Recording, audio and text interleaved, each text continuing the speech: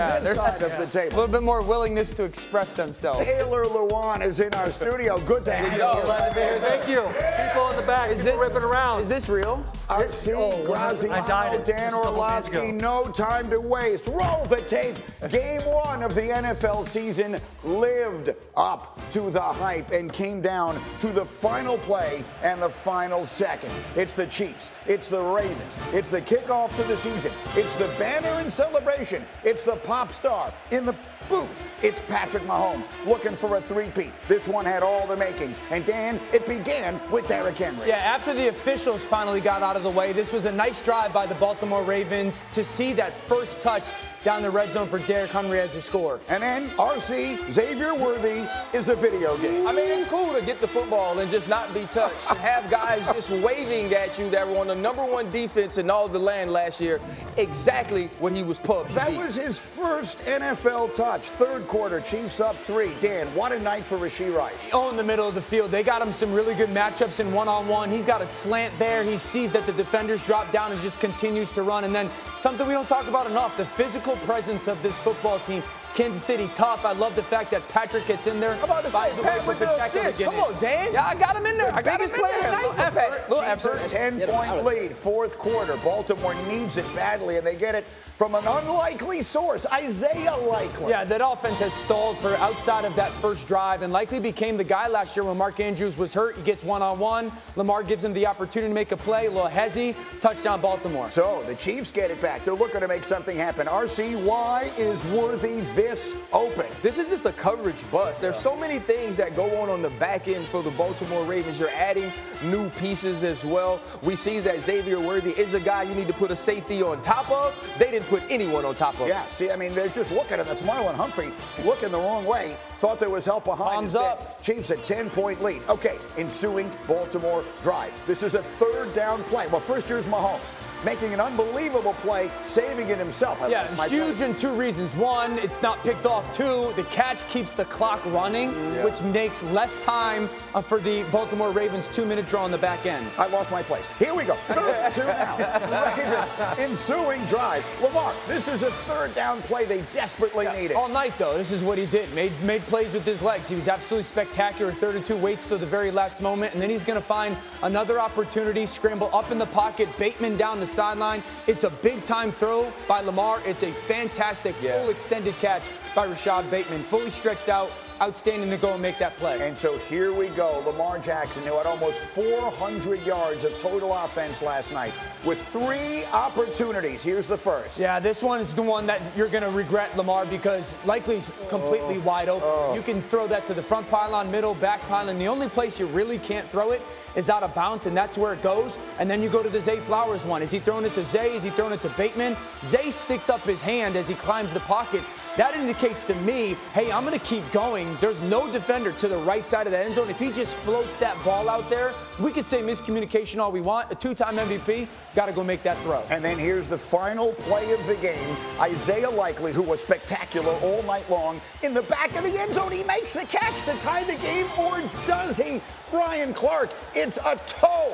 Well, this is why I'm glad that I only wear 10.5, right? You can get Gucci's, you can get Prada, all of those things fit well, and your toe is never on the line when catching that football. I'm also 5'11". I wear size 15. By just that much, the Chiefs win a thriller in the opener. Lamar, what happened?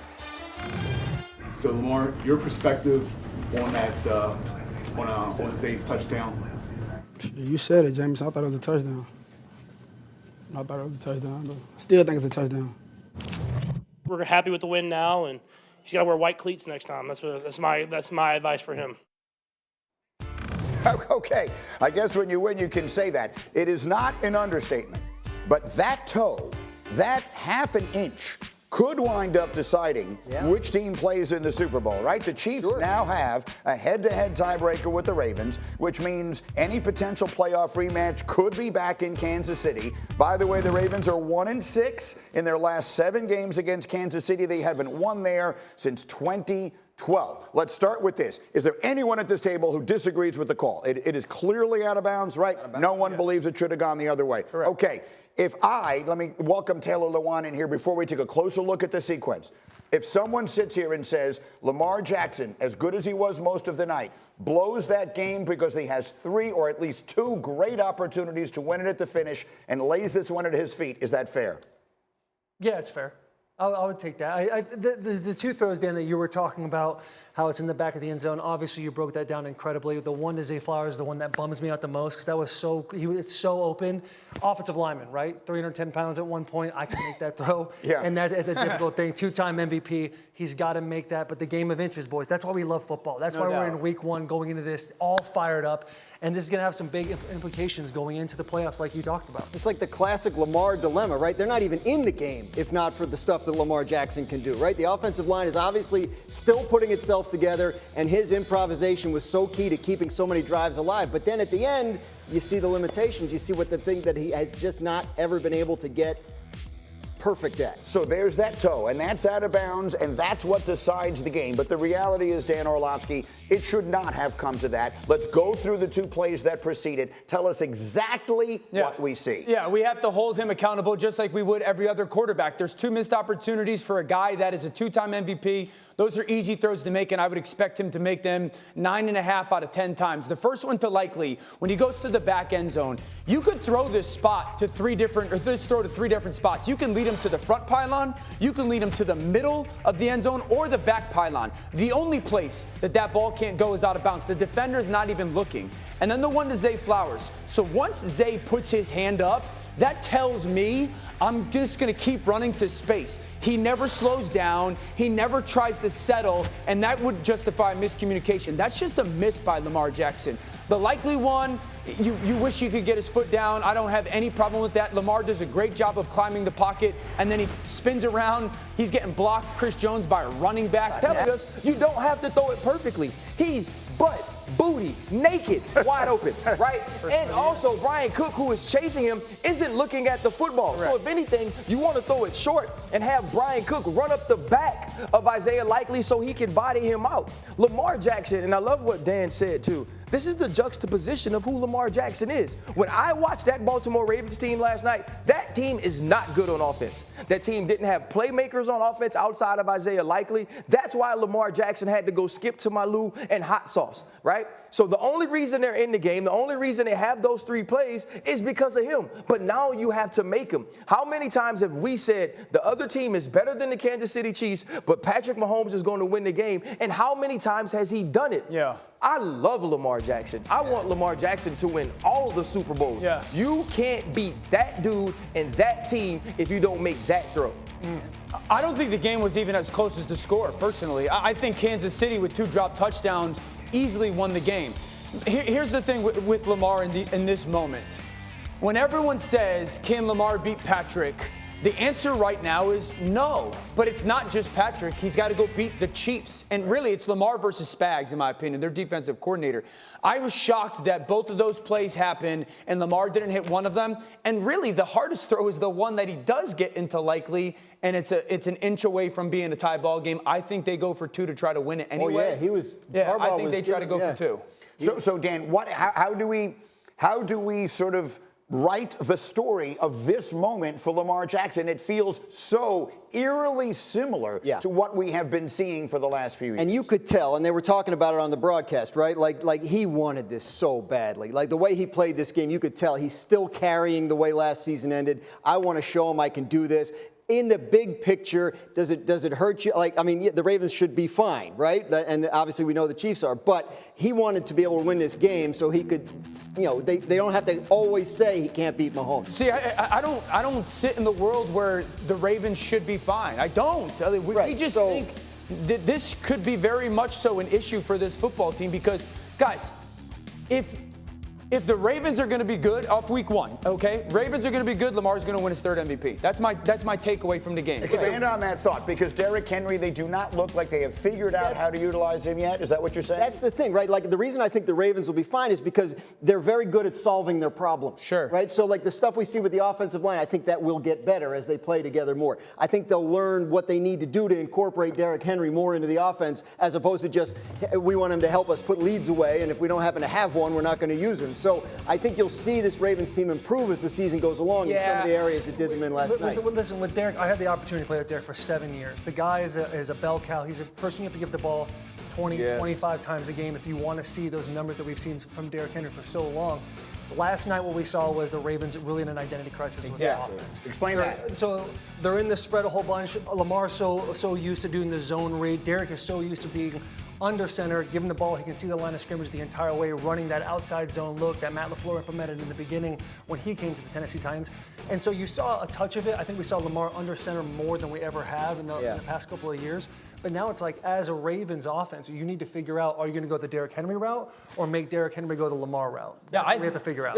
Go ahead. It's panic, though, right? Like, if you're Todd Monken and you're playing against the Kansas City Chiefs and you know Patrick Mahomes is over there, right? You've watched Juju drop a touchdown. Travis Kelce drops a football across the middle. Pacheco misses a touchdown, right? If you're the Ravens, you're like, oh, hell, we got to score, right? So when we turn around and hand it to Derrick Henry and he only gets 2 yards, we're like, oh, that might not be enough. And then you give it to him again and he only gets 3. It's like, but I got this dude playing quarterback who's so dynamic and who can create with his legs. And Justice Hill getting out of the backfield is actually the best pass we've thrown all night. You get impatient. And then we saw the same thing in the AFC Championship. They come out in the second half. They run the football the first 2 plays. Justin Reed makes a big hit. Trent McDuffie tackles Zay Flowers, and then he's done with it. Yeah. Because when you have Lamar Jackson, you like, why am I going to keep trying to give you death by 1,000 paper cuts when I can gut you one time? When he can take off and get an open field, you can't get him down. When he can create a second play opportunity, Todd Monken is going to have to make a decision. Can he be patient?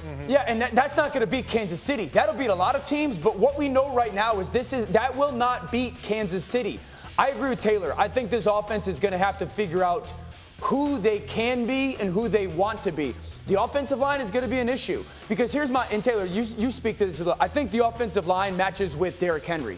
They're big, they're giant dudes. They want to lean on guys and get downhill running the ball. And everybody else matches with Lamar Jackson. Speed on the perimeter, likely Zay Flowers and Justice Hill. And so they're going to have to figure out, do they want to be spread run? Do they want to be shrunk down run? Do they want to be play action? Do they want to be RPO? They're going to have to figure that out. And I don't think it's just going to be this simple solution. If you're looking at the film today as the Ravens offensive line, you obviously sit there and say, boys, it's not good. The defense bullied us yesterday. You can easily say that.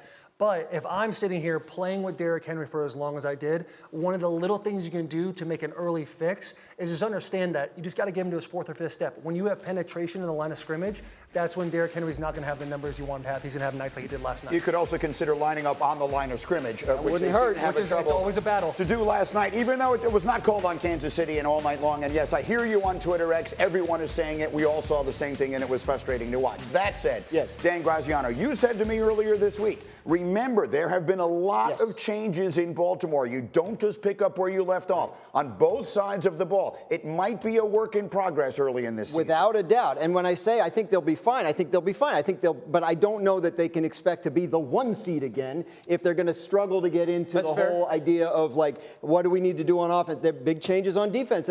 After the first drive, they looked pretty good on defense last night, but are they going to be able to generate a pass rush? The guy whose schemes were responsible for so much of their pass rush last year is now coaching the Seahawks. A lot of change in Baltimore, and I do think you're seeing a team that comes into the season. A lot of teams are like this. Come into the season, and there's still stuff to work on. You don't get as much time in the offseason as you used to. Like a lot of teams, the really good coaching staffs understand September is a time to continue to build and put it together. Another piece of it is, too, the team that won the Super Bowl is way better than they were last year at this time. Yeah. Right? Like this team, and two, defensively, like they whipped feet, as Kendrick Lamar would say. Like they came out, they did penetrate. Right? They did make Derrick Henry have to make a move behind the line of scrimmage. And we know that he doesn't get going well like that. They did adjust when Justice Hill came into the game, and now they had to go to sub packages and nickels on defense. And there's much more continuity in Kansas City than there is in Baltimore. Matt Nagy's back. Steve Spagnuolo's back. All of their players are back, and you add better players offensively. And so when you think about who they were playing. I think that has a lot to do with the Baltimore Ravens not being as good as they were last year. But let's be real, bro. Like, we don't view them on the can they be a good team prism. Right. We view them on can they be a good enough team to make it to the Super Bowl, which means you got to beat the team you played last night. And that team can't beat that team because the team that they played last night always gets better. So here's my concern with Baltimore, and I've said this the whole offseason, and week one it showed itself. If we're being real and we take away the remarkable scrambles by Lamar and a little bit of a broken play, touchdown to Isaiah Likely, they didn't look good on offense. No. And we can sit here and pretend, and it was obvious when Justice Hill, RC just mentioned it, when Justice Hill was on the field, you saw a little bit more of a three-down defensive front and more speed on the field. When Derrick Henry's on the field, you saw a little bit more of a five-down defensive front and more backers on the field. This is a big, as much as you love the addition, I do think that is going to be a really big figuring out puzzle piece for this offense. And you're going to give them a couple weeks, no doubt. But I'm not just going to assume that they're just going to get it together while also trying to get the offensive line to play at a certain level. That's the thing, right? Go ahead. I mean, it's 3 new starters on the offensive line. Like, you played it. Like, how long is that going to take? That's going to take a month or so to get together, even if they're all good. Yeah, and you have to get reps at it. My fear for the Ravens offense is that they're going to become a predictable offense. Yes, exactly. On the field, now you're running the ball. When he comes off the field, watch out. And that is the thing that was a big issue for the Titans. I know I keep referring back to my time, but it's very relevant right now because I played with Derrick. When Derrick's on the field, you got to assume he's going to get the ball. But you guys were, I don't want to say you guys were predictable with Derrick. You guys were committed to who you were with Derrick. And it was like, to your point when you started the show, you said you got to give him his carries. In the third and fourth quarter, he was going to get his. Is Lamar and Baltimore going to do that? That's the big problem. Also, too, though, how many games would they be trailing, right? Like, the situation in the game dictated you had to play that way. When you're down by 10 halfway through the third, But you really want. But their early season schedule, I mean, they could be trailing again. And in several of these games they have coming up, they have the Cowboys and the Bengals, and it's After next week, their schedule does get rough for about a 3-week stretch. By the way, we've come 18 minutes and 47 seconds into the show. We've not seen that Xavier Worthy play enough times. Cindy, just roll that again. I'm sorry, ladies and gentlemen. We talked about him all off season long. He ran the fastest 40 in the history of the combine. And you said to yourself, is he going to look that fast in the NFL? Hey, RC, did he look that fast? Well, I think that's the one thing you saw. If you watch Xavier Worthy play at Texas, that's what it looked like. And he's actually a good football player, though. This isn't a track guy pretending to play football. When he got around that corner and stuck his foot in the ground, I knew, all of y'all knew, the Baltimore Ravens knew that you weren't going to lay a hand on him. And just the fear of having seen that one time, when you see it in the first quarter and you go, oh, wait, that's real. It changes the way you call defenses. It changes the way you play. Guys at corner, right, who normally say, hey, put me in lock, they're like, oh, give me some help. And when you have to start doing that, that opens up the rest of the offense. That's why I'm sitting here thinking Andy Reid is so dang good, right? Like, he didn't ask the rookie to run a route. He just gave him the ball and let him take off, and now let's try and stop I said it on draft night. How does Buffalo trade them the pick that lets them take that player? Everyone yelled at me. They'd say, you don't worry about that stuff on draft night.